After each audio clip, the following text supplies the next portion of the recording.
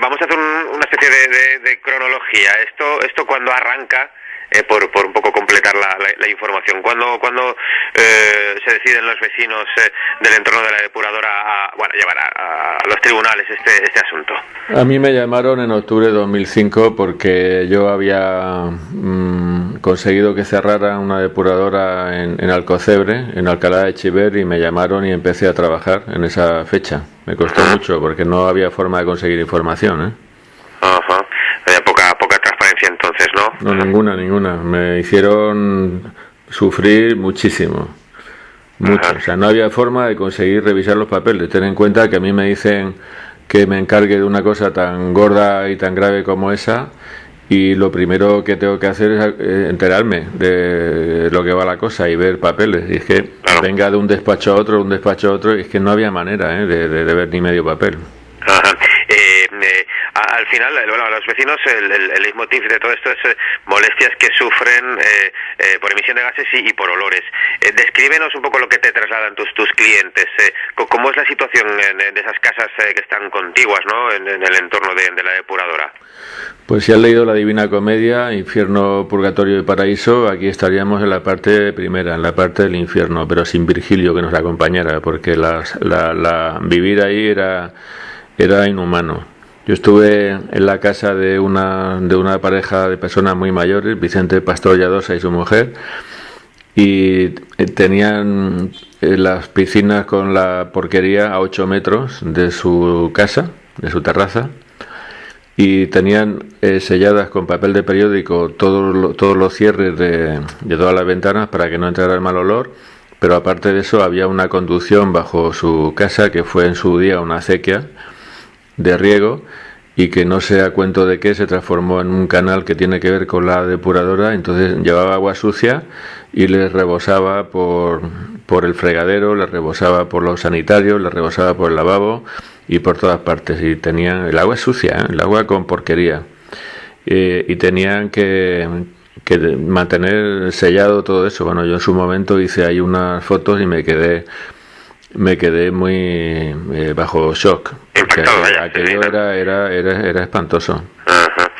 ¿Cuántos vecinos son? ¿De cuántos vecinos se trata el grupo de vecinos que conforman esta? Pues ahí hay unos, yo creo que son unos 50, pero que se hayan decidido a meterse en esta aventura pueden ser unos 25 aproximadamente o algo así. Hay que tener en cuenta que la justicia no la regalan, y que este tema es un tema que requiere un esfuerzo técnico importante de mi parte, pero luego también si hace falta contratar a algún perito o lo que sea, pues claro, lógicamente también habría que pagarlo. Entonces, estas son personas humildes, con lo cual creo que no todos los que están con el problema se han atrevido a sacar pecho y decir vamos a luchar.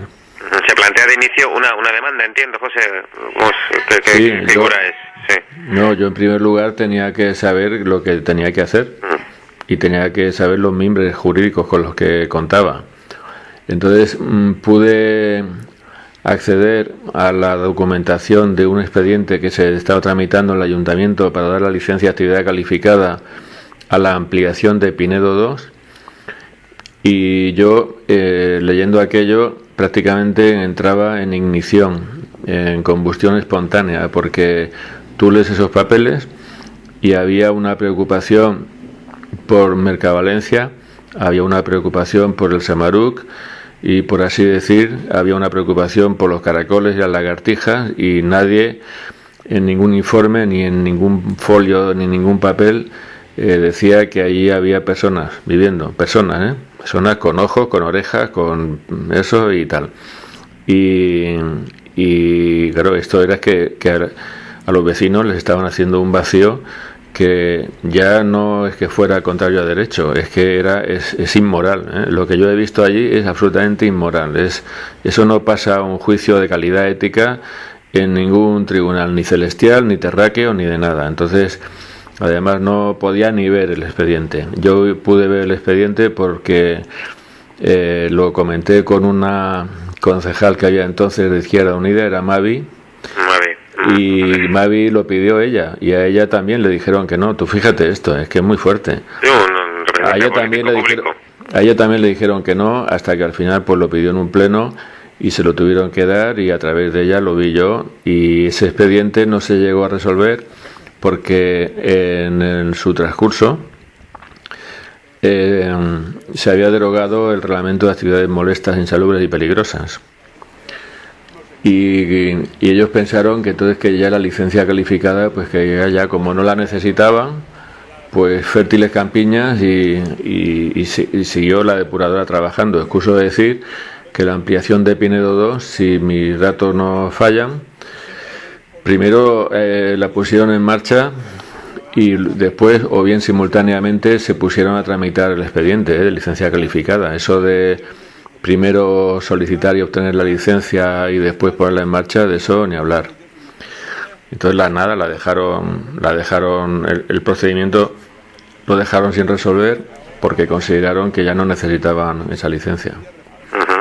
Lo que pasa es que necesitaba la licencia medioambiental integrada, que se desprendía de la ley de la Comunidad Valenciana, que había sustituido al reglamento de actividades molestas, y esa tampoco hicieron nada. O sea, no se dieron por... No sé, como diría Felipe González, no se sintieron concernidos. Y por eso el Tribunal Superior de Justicia ha ordenado el cierre. Pero la verdad es que el Tribunal Superior de Justicia es muy curioso, porque la sentencia confirma que no tenía licencia de actividad calificada ni la fase 1, ni la fase 2, ni la fase 3, o sea, ninguna.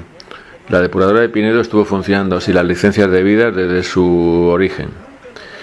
Y sin embargo dice que bueno, que claro, que como ya son tantos años andando la depuradora, pues que no van a mandar el cierre ahora de todo. Pero con esto lo que no quiere ver el tribunal, respetuosamente lo digo, es que el funcionamiento de la depuradora, aquí lo que cuenta no es si hace 20 años, 30 años o 2 años que se puso en marcha, sino que minuto a minuto, día a día, sigue funcionando, y sigue funcionando la fase 1 sin licencia calificada y la fase 2 sin licencia calificada, ni tampoco ninguna otra que la haya sustituido en el futuro, con lo cual es que no se ha evaluado, no se ha valorado y no se ha estimado el perjuicio humano que podía causar el funcionamiento.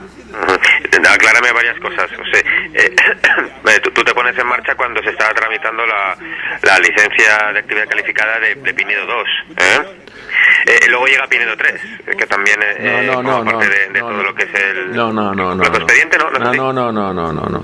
Eso que se dice Pinedo 3 es que es un poco confuso, porque técnicamente y burocráticamente a la tercera fase no le llaman Pinedo 3, le llaman ampliación de Pinedo 2, es una forma de hablar, pero bueno, es la que se usa en los papeles. Entonces yo cuando tengo acceso a la documentación por fin, es cuando estaban tramitando la licencia calificada, como te he dicho, de la ampliación de Pinedo 2 o tercera fase. Correcto. Sí. Está claro. Y me dices que bueno, que el TSJ no contempla, ¿no? De hecho creo que llega a hablar en términos de que ha prescrito, ¿no? Lo que es la reclamación que se realiza en cuanto a la licencia de Pinedo 1, Pinedo 2, y no tanto lo que es la ampliación de Pinedo 2, que es un poco por hablar en términos correctos, ¿no? No me suena haber leído la expresión técnica legal de prescripción de acciones, pero el caso es que lo desestima una parte de vuestra demanda, entiendo, ¿no? Eso sí, dice que es que no, que ha pasado mucho tiempo y que tal, y que entonces ahora... ¿Es no jurídicamente sostenible? Eso es susceptible de mucha discusión, por lo que te he dicho, porque hoy, que estamos en enero de 2017, la depuradora de Pinedo en su fase 1 sigue funcionando sin licencias, la fase 2 sigue funcionando sin licencias, y el Tribunal Superior de Justicia dice que bueno, que ha pasado mucho tiempo, que es lo que te he dicho antes. Sí, vale, sí es cierto que ha pasado mucho tiempo desde que se iniciaron las actividades y se puso eso en marcha, pero lo que cuenta no es eso. O sea, yo no, lo que estoy discutiendo no es lo que pasó hace 35 años, sino lo que está pasando hoy. Y lo que está pasando hoy es trágico, porque entre otras cosas ahí había un centro de salud con un médico que estaba alarmado por los altísimos niveles de leucemia que había advertido en comparación con otras zonas de Valencia donde no se da eso, y estamos hablando, por lo tanto, de algo que no es un capricho ni un juego, ¿eh? Estamos hablando de la vida humana. Lo que pasa es que este médico, pues el hombre no quiso venir como testigo al juicio, él tendrá sus razones, y después, desgraciadamente, pues yo tengo que reconocer que no hemos sido capaces de demostrarle al tribunal los perjuicios en la salud de las personas, pero por una razón tan sencilla,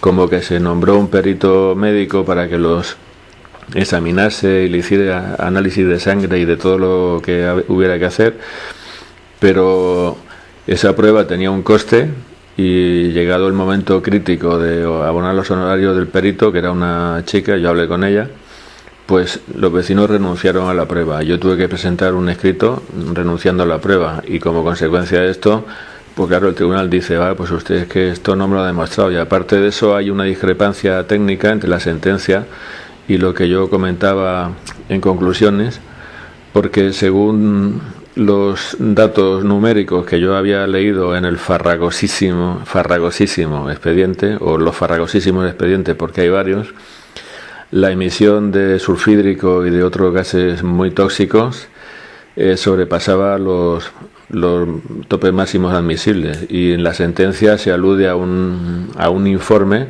según el cual eso no es así. Claro, yo había solicitado que se declarase que había una violación del derecho constitucional del artículo 18.2 de la Constitución, a intimidad personal y familiar, lo cual se produce y hay precedentes de sentencias cuando hay ruidos también o cuando hay olores. Yo había aportado antecedentes de cosas de estas depuradoras con malos olores comprobados. Pero claro, si el tribunal dice que hay un informe que según el cual no se superan los topes máximos, pues ni se ha conseguido demostrar el perjuicio médico por motivos económicos, ni el tema de los gases, porque hay una discrepancia en la interpretación de la prueba. Lo que pasa es que esta sentencia ya no se puede recurrir, solamente cabe recurso de casación, y en el recurso de casación no se puede discutir, salvo excepciones, la valoración de la prueba. Entonces estamos otra vez con esa lastimosa situación de que la justicia hay que pagarla, la justicia que tienes que pagar no es justicia. Esto último acláramelo, es decir, el Supremo no va a entrar en el fondo de la historia. Si yo hago un recurso de casación, yo le voy a decir a los vecinos que esta sentencia es susceptible de recurso de casación, pero el recurso de casación no es un recurso que pueda poner la parte porque esté en desacuerdo con el fallo, sino que es un recurso que cumple una finalidad distinta de protección de los intereses generales y de la unificación de la doctrina y de la interpretación de la ley por los tribunales de toda España, para que un juez de Jerez de la Frontera no resuelva de forma diferente de otro de Las Palmas de Gran Canaria. Esto es el de la finalidad del recurso de casación. No tiene que ver con que si yo estoy de acuerdo o no, o con que si la justicia ha sido acertada o desacertada. Tiene que ver con eso. Entonces, por esa razón, normalmente no se puede valorar, no se puede discutir la valoración de la prueba que hizo el tribunal. Te tengo que decir que esto es algo que va en contra, porque España es un país muy peculiar, es muy peculiar este país, en contra del Convenio Europeo de Derechos Humanos firmado por España, y va en contra del Pacto Internacional de Derechos Civiles y Políticos suscrito por España. La Constitución dice que los derechos humanos se tienen que interpretar de conformidad con los tratados internacionales, que son estos, y ambos tratados garantizan el derecho a un recurso efectivo frente a una sentencia. Un recurso efectivo, según la jurisprudencia del Tribunal Europeo de Derechos Humanos, es un recurso que permita reproducir toda la prueba en una segunda instancia, y que en una segunda instancia se valore absolutamente desde la A hasta la Z de lo que se ha discutido, y eso no lo hay, porque el Tribunal Superior de Justicia, lo mismo que la Audiencia Nacional, dictan sentencia en lo que se llama instancia única, y no hay un recurso, y España está incumpliendo todos los días del Señor en los tribunales, todos los días del Señor, el Convenio Europeo de Derechos Humanos y el Pacto Internacional de Derechos Civiles y Políticos, porque estamos en un país que es una pena. Sí, es a revisar eso, desde luego es para revisarlo. No tiene mucho mucho sentido, desde luego, no tiene mucho sentido, como dices, y no favorece además a la segunda opinión, como sí que podríamos tener en un caso de un médico, ¿no? Salvando las distancias, por supuesto, salvando las distancias. Entiendo vosotros que os estáis planteando, tú vas a aconsejar a tus clientes el recurrir la sentencia a unas sabiendas de que corréis el riesgo de que no se os dé la razón, ¿no?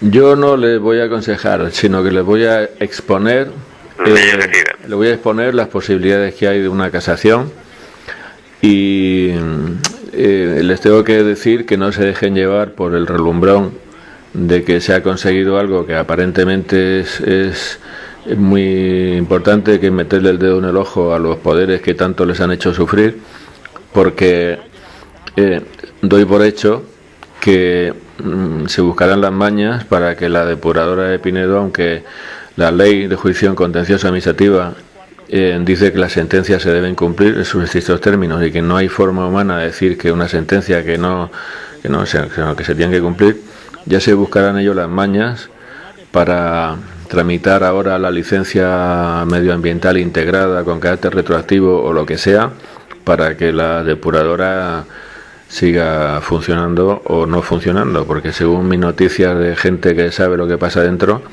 tenían ahí un sistema en la ampliación de Pinedo 2, un sistema ultra moderno y ultra perfeccionado, que no sé si era no sé qué de ozono, etcétera, y me decía este ingeniero que realmente no lo usaban casi nunca, porque cuando le daban al botón de hacer eso, los costes se disparaban. Entonces la depuradora de Pinedo, pues bueno, yo allí no sé cómo funciona, ni es mi misión tampoco, pero doy por hecho que harán todo lo posible por reconstruir la situación. Y por cierto que el gobierno de la Comunidad Valenciana, yo te quería preguntar yo ahora, sí, leía que estaba pensando en recurrir la sentencia. El gobierno de la Comunidad Valenciana se supone que está llevado por un presidente socialista y por una vicepresidenta de Compromís, y se supone que en teoría es un gobierno llevado por unos partidos que tienen sensibilidad social y que se supone que se preocupan por los débiles y por las personas que sufren. Tendrían que mirarse al espejo el presidente Puig y la vicepresidenta Oltra y decidir si actúan robóticamente haciendo un recurso de casación contra la sentencia para proteger, supongo, digo yo, todo yo no lo discuto, los intereses generales, porque la ciudad no se puede ahogar en porquería, y van a dejar que estas personas sigan sufriendo, y van a dejar que estas personas sigan padeciendo leucemia, y van a dejar que estas personas sigan al borde de la extinción y como están. Yo creo que deberían de adoptar alguna medida social para adecentar su actuación y para ser coherentes con la ideología que se supone que tienen. Y por eso también le he pedido una audiencia al alcalde. Que el alcalde al fin y al cabo es el que tiene que dar la licencia. Me parece que es el alcalde el que tiene que dar la licencia del ayuntamiento, sí. El ayuntamiento. En término municipal y por ser una actividad en término municipal de Valencia tiene que ser la concejalía o el área de actividades quien tenga que conceder la licencia. Bueno, pues el mensaje está muy claro. José, no sé si nos dejamos muchas cosas porque esto da de qué hablar. Pero bueno, ha sido muy contundente en algunas expresiones y afirmaciones, ha sido muy claro y bueno, yo te agradezco que me hayas atendido. No sé si quieres añadir algo más, podríamos estar hablando seguro muchísimo rato. Bueno, lo que quiero tampoco robarte más tiempo. Dime. No, lo que quiero añadir es que la gente que está escuchando tiene que saber que los derechos hay que ejercerlos, porque si no se ejercen se pudren, se contraen, se atrofian y al final se pudren. Y aquí en Valencia, desde Valencia, hemos conseguido cuestiones que en principio parecían imposibles, como por ejemplo quitar de en medio a Cair Energy, que era la petrolera que quería cultivar petróleo en el Golfo de Valencia. Hemos conseguido que el gobierno reforme la ley de costas y hemos conseguido cosas que parecían inamovibles y parecían imposibles. Entonces todo el mundo que esté escuchando tiene que saber, porque unos por un motivo y otros por otro Aquí se sufren muchos abusos en nuestro país. Tienen que saber que los derechos hay que ejercerlos y que las empresas que parecen imposibles, si se afrontan con tesón y sobre todo con inteligencia y con coraje, no lo son. Y lo primero que tengo que hacer es enterarme de lo que va la cosa y ver papeles. Y es que venga de un despacho a otro, y es que no había manera de ver ni medio papel. Ajá. Al final, bueno, los vecinos, el leitmotiv de todo esto es molestias que sufren por emisión de gases y por olores. Descríbenos un poco lo que te trasladan tus clientes. En Alcalá de Chiver, y me llamaron y empecé a trabajar en esa fecha. Me costó mucho porque no había forma de conseguir información. Ajá. Había poca transparencia entonces, ¿no? No, ninguna. Me hicieron sufrir muchísimo. Mucho. O sea, no había forma de conseguir revisar los papeles. Ten en cuenta que a mí me dicen que me encargue de una cosa tan gorda y tan grave como esa. ¿Cómo es la situación de esas casas que están contiguas, ¿no? en el entorno de la depuradora? Pues si has leído la Divina Comedia, Infierno, Purgatorio y Paraíso, aquí estaríamos en la parte primera, en la parte del infierno, pero sin Virgilio que nos acompañara, porque vivir ahí era inhumano. Yo estuve en la casa de una pareja de personas muy mayores, Vicente Pastor Lladó. A ver, vamos a hacer una especie de cronología.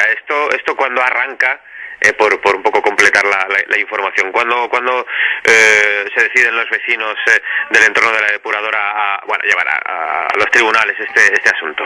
A mí me llamaron en octubre de 2005 porque yo había conseguido que cerraran una depuradora en Alcocer, y su mujer, y tenían las piscinas con la porquería a 8 metros de su casa, de su terraza, y tenían selladas con papel de periódico todos los cierres de todas las ventanas para que no entrara el mal olor.